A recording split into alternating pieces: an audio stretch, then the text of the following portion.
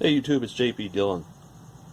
Today we're looking at this little, about a 1974 or 75 Zenith model N120c.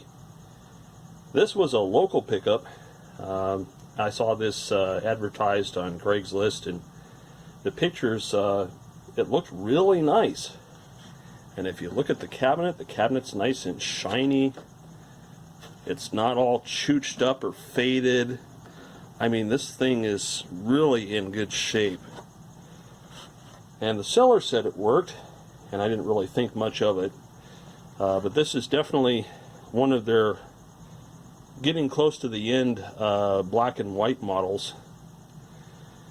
I find it interesting that the UHF is on top instead of on the bottom of the two dials. You don't really see that too much there. It looks like a 12 or a 13 inch black and white. Your brightness and contrast, volume, very simple. And if we flip this around, limited user controls.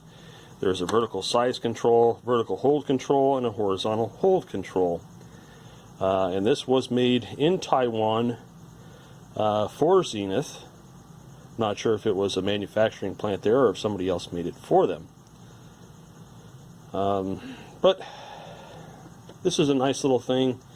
I just wanted to crack it open. It's kind of like a show and tell video. We'll see how well it works. We'll see if it needs anything. I'm sure it has dirty pots and switches and stuff like that. But for the sake of entertainment purposes, why not?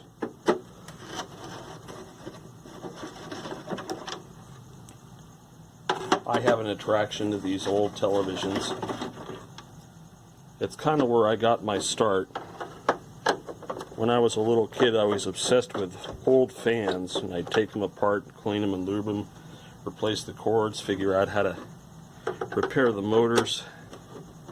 And then I moved on to antique radios, and then I moved on to televisions, and then I moved on to hi-fi. So,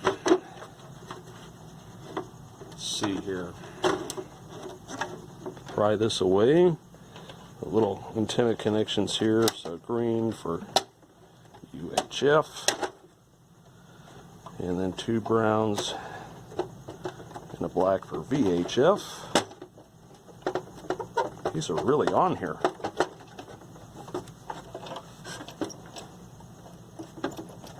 Wow, that one's on there pretty tight. Let's see if we can get it off of here without destroying it.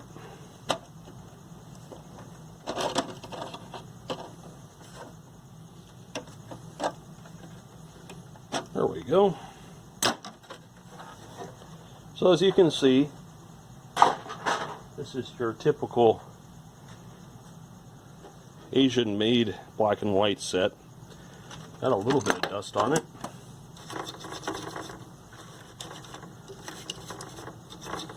There's a purple Matsushita cap in there that's got to go. Those things love to pee. Nice flyback. It's got a CRT with an EIA code of 577.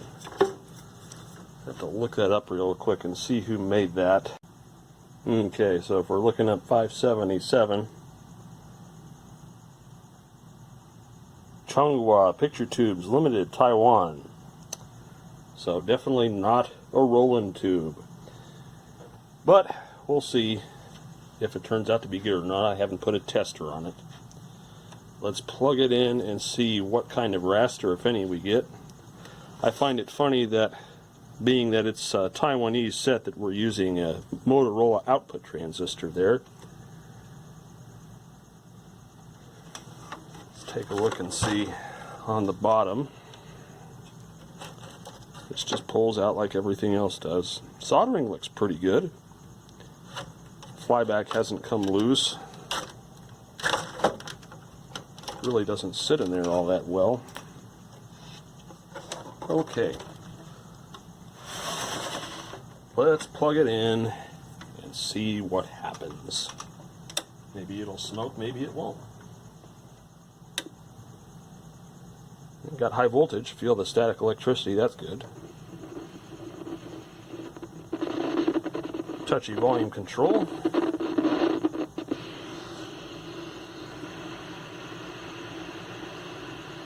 Nice bright raster. That's good. Tells me that the picture tube's alive.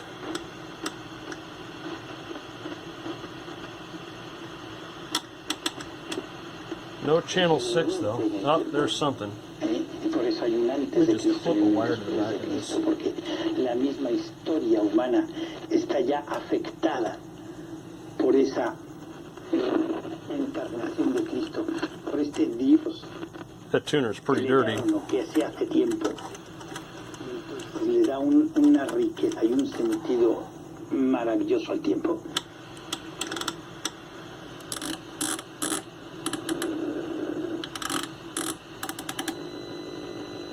Digital on UHF. Yo soy. Por eso la resurrección del crucificado demostró verdaderamente que él era yo soy. Ya saben que el yo soy en la Sagrada Escritura es el nombre de Dios. Yahvé. Really touchy pots. But there it is. Yo soy. So it's alive. So what we'll do is we'll clean up the tuner and clean up a couple pots and maybe replace this capacitor, this Matsushita capacitor. They just have this problem with peeing onto the board. There's another tiny one down here we'll change out. Alright, trying to see what the best method of attack is for this. See how this comes apart. Looks like we can pop the tuner cover.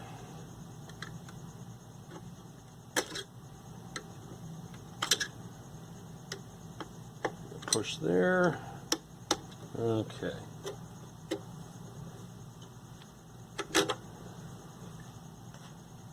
And let's see here if we can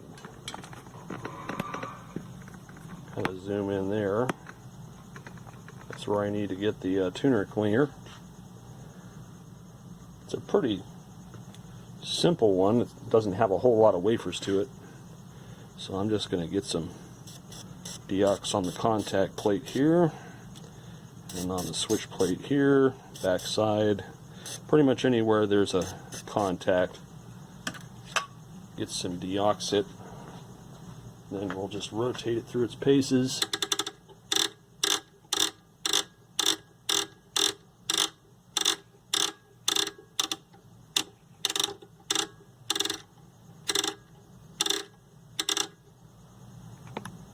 Yeah, I know the camera's going to wiggle.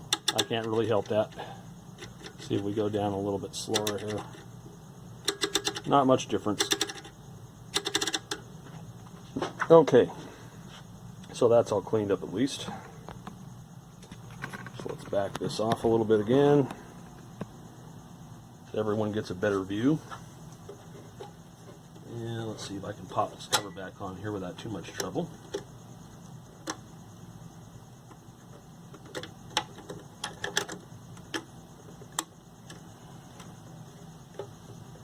Okay. And then there's the volume control, which you can probably see back here. That needs to be done too. This is where having the little extension straws is just awesome. For some reason, whenever I see a Zenith with a touchy volume control, it's not loud static, it's just dropouts. It's like it's either there or it's not. I guess that's just based on how the audio system's designed. Okay, and then let's see here, two more controls back there.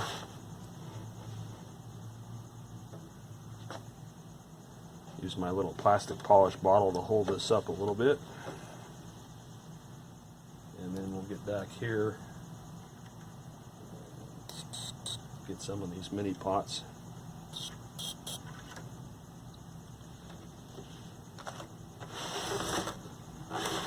Okay, I'll just work them back and forth.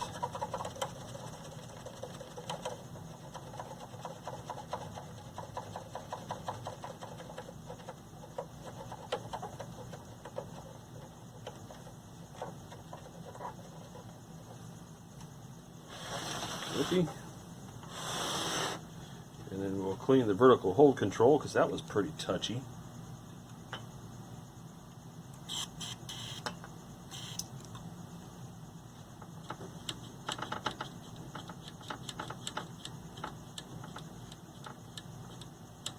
There's not much in the way of adjustable controls here. You have the vertical size at the back, and then it looks like there's an AGC adjustment back here. Whoop-de-doo. I'm going to give that vertical size a squirt too, because we're going to be adjusting that. Most manufacturers set their TVs to overscan, and I usually like to dial them in closer.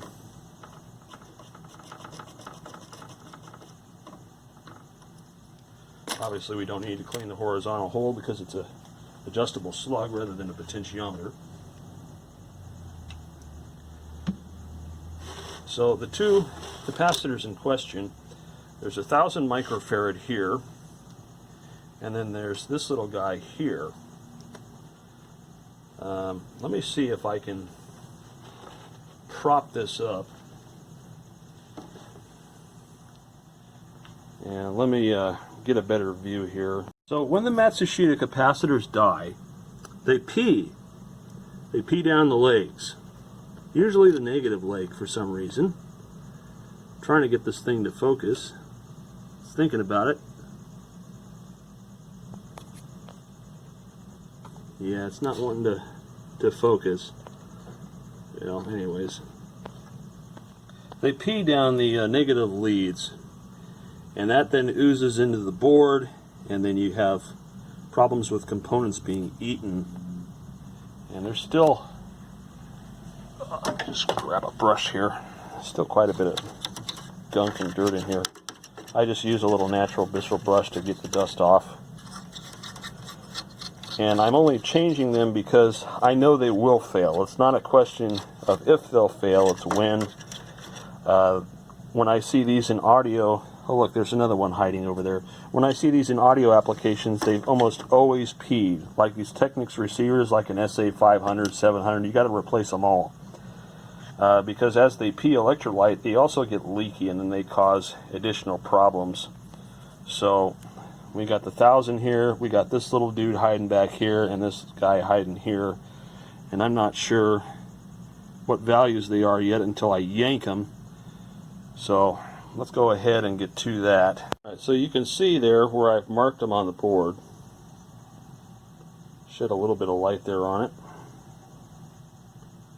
And hopefully it will actually continue to focus. There we go. So I'm going to go ahead and desolder those.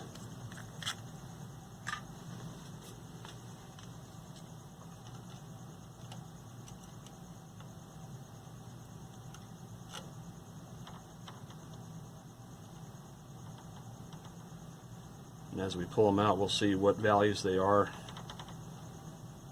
Because although the set may be working right now, I would rather it continue to work and avoid having it fail as a result of a capacitor peeing onto the board.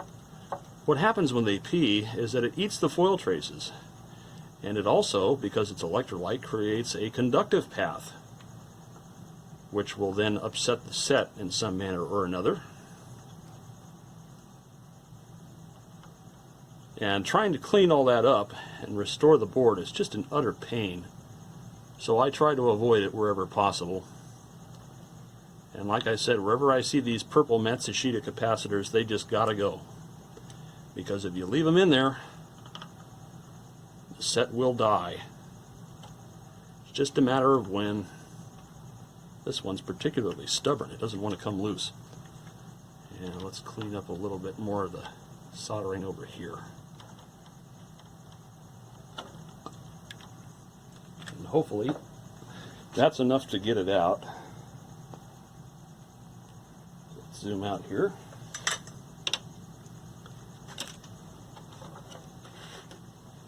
All right. So we know we have the 1,000 microfarad here.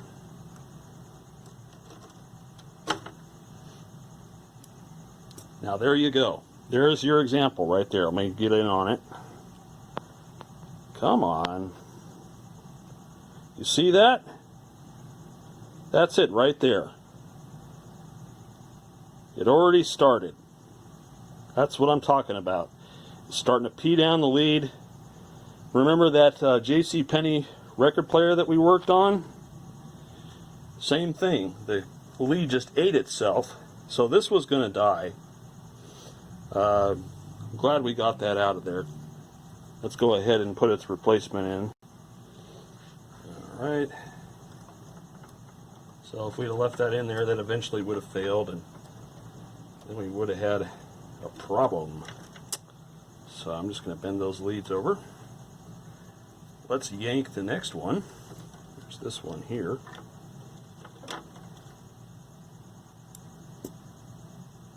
This is a 22 microfarad. See, this one hasn't died yet. It's got some crust on the lead, but it's not dead. So let's get the replacement for that. And we'll just slip this in here. With the magic of video editing, I can go grab my parts and it's like I was never gone.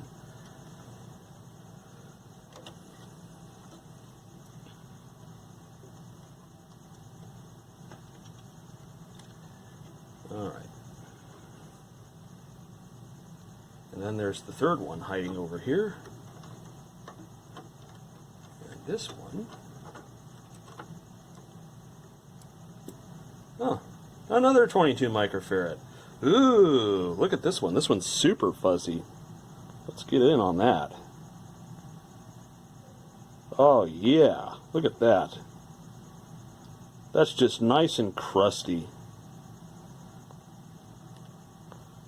Yes, indeedy. So, like I said, get them out of there. Okay. Let's see. Trying to remember. This area of the board's really dense, so trying to remember where I yanked this thing. I think it was right here. Here we go. Okie dokie.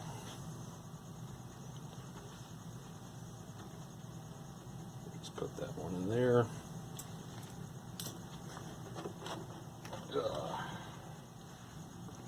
Okay.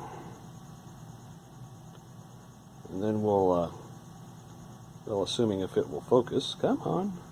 There we go. It's better. Much better.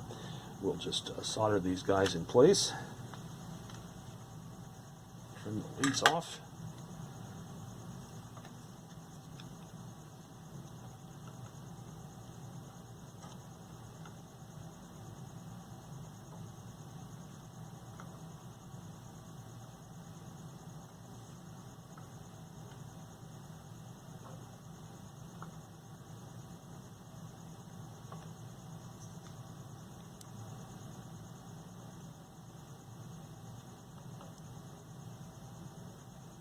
Still got that cricket in here somewhere. Haven't found it yet. Just looking over the board. The soldering on this looks really good. It's either a very low hour set or it's actually soldered well at the factory. Trim all these leads off. Okay. Alright.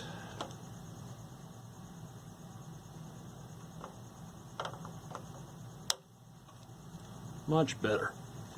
Okay. How long has it been like that? Come on. Stupid autofocus crap. Alright. Now we got that done. We got the pots all cleaned up. We got the tuner cleaned up. Let's see if there's any difference in the way it behaves. I'm sure there is. Let's go ahead and plug this back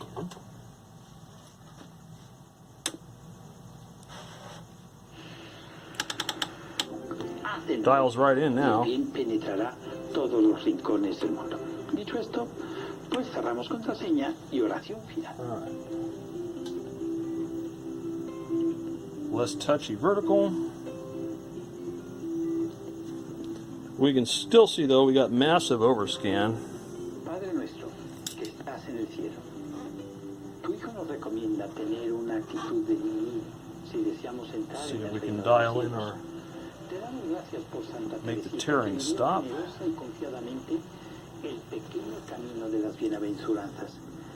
Ya que tienes preferencia por los niños y los humildes, I think what we'll actually do is hook this up to a real converter box, since the low power really doesn't do us all that well. Not a bad signal, though. Most times it's pretty garbagey. I love their sound beat in there. I hope that's not the TV. We'll find out. I'm going to stick back here and adjust the vertical. Quite a bit of overscan.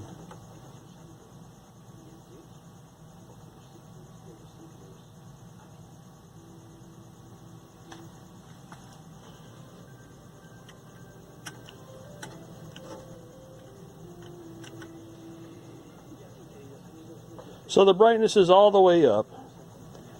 So the CRT is perhaps not as good as I thought it was.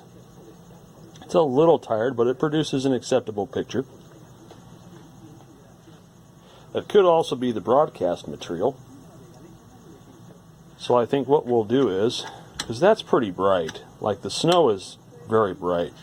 Oh yeah, let's remember what I said about tuning off station and just having it lock right in. Okay. It's jumpy as all get up. Let's get the real converter box on it and see if it's any better. Okay, so let's see if we can get some better results with a converter box.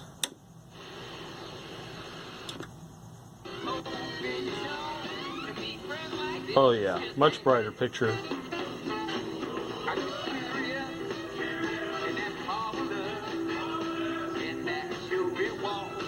That's a hell of a difference. Look at the teeth marks. Pretty decent DC restoration too. And we're going to be using this for something that... Nice and sharp.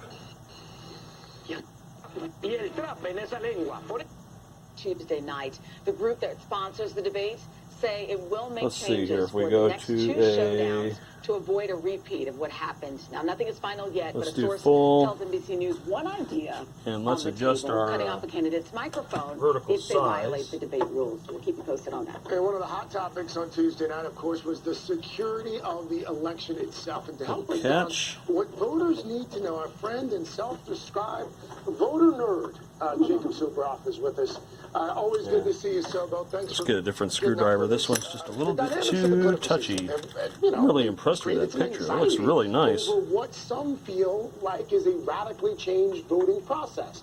Separate fact from fiction here, buddy. What's really different this time around? What's the biggest departure in this election from years past? Pretty close. Happy Friday Eve, my friends. Do not cut off my microphone if you don't mind, like they may in those Let's see debates. I here. think So the that's biggest, full. difference is Zoom. access. You are going to see so Just many more letterbox, people with whatever. the ability to vote. Such confidence in our voter and public. Get a nice, beautiful, crisp... I'm happy with this. This looks really nice.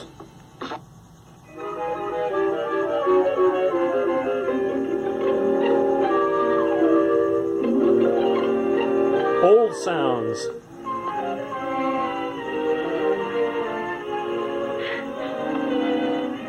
Sunken living rooms. As long as you pay premiums. Dar tu vida. La prevención, tratamientos y... When we profiled Grossmont Union High School District, we were Really at Santana sharp High picture School. on this Our set. local our local school district slowly but Just surely great are looking reopening. scan lines. It's really just Staggered, razor. limited.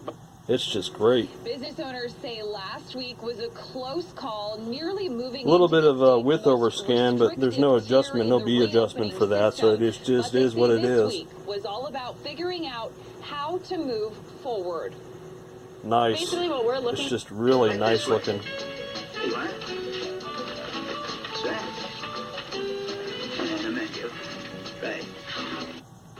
Get plastic sheeting for the disposal process.